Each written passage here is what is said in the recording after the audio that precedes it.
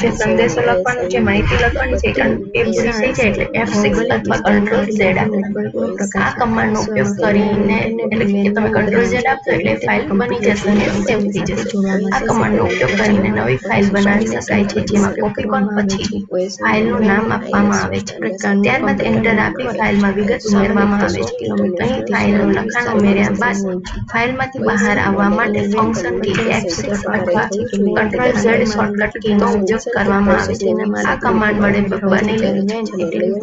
બનાવેલી ફાઇલ યાદીમાં જોવા માટે dir કમાન્ડનો ઉપયોગ કરી શકાય છે. ઉપયોગકર્તા ઈચ્છે તો ફાઇલમાં ઇચ્છિત સુધારા વધારા કરવા માટે એડિટ અને ફાઇલ નેમ કમાન્ડનો ઉપયોગ કરી શકે છે.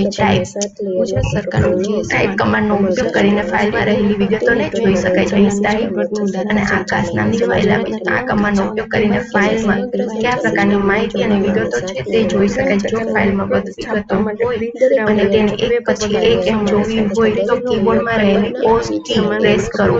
તેમ અધવચ્ચે અટકી જવા માટે બ્રેક કી અથવા Ctrl+C કી પ્રેસ કરી શકાય છે. ઉપયોગકર્તા ઈચ્છે તો વધુ વિગતો ધરાવતી ફાઇલની વિગતોને એક પછી એક દર્શાવવા માટે 5 ચિહ્ન સાથે મોર કમાન્ડનો ઉપયોગ કરી શકે છે.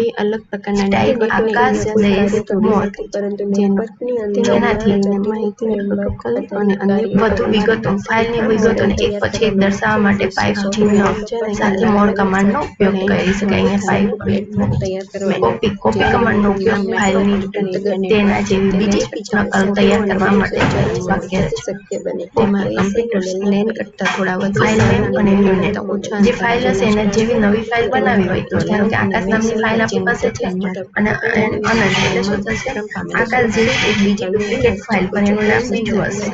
જેવી ડુપ્લિકેટ ફાઇલ બની જાય છે અને નીચે મુજબનો સંદેશો જોવા મળે છે. એક ફાઇલ જોડતા નેટવર્ક તરીકે પણ વિકસાવી છે. તેમાં કમ્પ્યુટર્સ એકબીજાની સાથે જોડવામાં આ કમાન્ડનો ઉપયોગ કરીને કમ્પ્યુટરમાં ઉપલબ્ધ ફાઇલ જેવી બીજી ડુપ્લિકેટ ફાઇલ બનાવી શકાય છે. આ કમાન્ડ વડે બનાવેલી વિશિષ્ટ ડુપ્લિકેટ ફાઇલ યાદીમાં જોવા માટે dir કમાન્ડનો ઉપયોગ કરી શકાય છે. હવે REN એટલે રીનેમ. REN કમાન્ડનો ઉપયોગ ફાઇલનું નામ બદલવા માટે થાય છે. Old file REN, old file name અને ન્યૂ ફાઇલ નેમ. આકાશ નામની જે ફાઇલ હશે વેબ સર્વિસ જેના વર્લ્ડ વાઇડ વેબના વિકાસમાં મહત્વનું યોગદાન આપ્યું છે.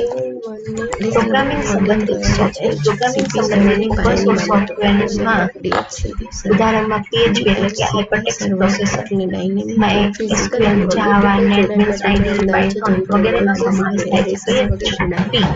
સ્ક્રિપ્ટિંગ ભાષા છે જેનો ઉપયોગ મુખ્યત્વે ડાયનેમિક પ્રકારના વેબસાઇટ તૈયાર કરવા માટે થાય છે. MySQL એ ડેટાબેઝ સંબંધિત પ્રોગ્રામ છે. જાવા એ સન માઇક્રોસિસ્ટમ કંપનીએ તૈયાર કરેલી પ્રોગ્રામિંગ ભાષા છે. નેટબીન્સ IDE એ વિવિધ પ્રકારના જાવા ડેસ્કટોપ આધારિત પ્લેટફોર્મનું ફ્રેમવર્ક અને ઇન્ટિગ્રેટેડ ડેવલપમેન્ટ એન્વાયરમેન્ટ પૂરું પાડે છે. ઓપન સોર્સ સોફ્ટવેર આધારિત વેબસાઇટ.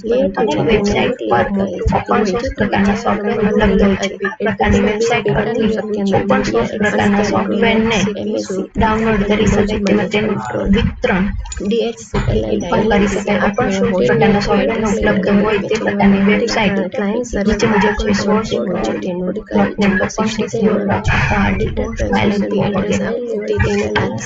.NET, જોકે DLC આંતરિક અને બાહ્ય આદેશોનો પરિચય.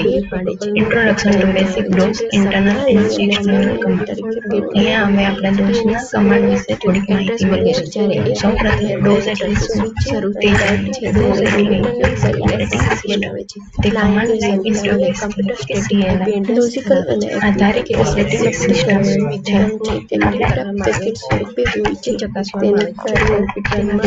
કામગીરી કરવા માટે વિવિધ પ્રકારના કમાન્ડ એટલે કે કમાન્ડ આપવા જરૂરી. માઇક્રોસોફ્ટ કંપનીએ DOS ખરીદ્યા બાદ MS પ્રચલિત બની. કમ્પ્યુટરમાં કાર્ય કરવા માટે ઓપરેટિંગ સિસ્ટમને પ્રાથમિક જરૂરિયાત છે જે ઉપયોગકર્તા અને કમ્પ્યુટર વચ્ચે સેતુ તરીકેનું કાર્ય કરે છે. DOS ઓપરેટિંગ સિસ્ટમ કાર્ય કરવા માટે વારંવાર ડિસ્કની મદદ લે છે, જેથી તેને ડિસ્ક ઓપરેટિંગ સિસ્ટમ તરીકે ઓળખવામાં આવે છે. IBMના પર્સનલ કમ્પ્યુટર્સ માટે માઇક્રોસોફ્ટ કંપનીએ તૈયાર કરેલ ઓપરેટિંગ સિસ્ટમને PC-DOS એટલે કે personal computer disk operating system નામ આપવામાં આવ્યું હતું. ત્યારબાદ IBMના PC કોમ્પેટિબલ કમ્પ્યુટર્સ માટે માઇક્રોસોફ્ટ કમ્પ્યુટર કંપનીએ તૈયાર કરેલ ઓપરેટિંગ સિસ્ટમને MS-DOS એટલે કે માઇક્રોસોફ્ટ ડિસ્ક ઓપરેટિંગ સિસ્ટમ નામ આપવામાં આવ્યું. હવે એને આપણે જોઈશું કાર્ય. મુખ્ય કાર્ય નીચે મુજબ છે. કીબોર્ડ પાસેથી ડેટા સ્વરૂપનો કમાન્ડ મેળવવો. ત્રીજું છે મોનિટર પર પરિણામ સૂચનાઓ દર્શાવવી. ત્રીજું કોમ્પ્યુટરના CPU, મેમરી ડિસ્ક પ્રકારના હાર્ડવેર પર દેખરેખ રાખવી. બાહ્ય સાધનો અને તેના કાર્યનું નિયંત્રણ. ડિસ્ક માટે મેમરીનું સ્થાન નક્કી કરવું. DOS કમાન્ડને આપીને કરી શકે તેવા કાર્ય નીચે મુજબ છે.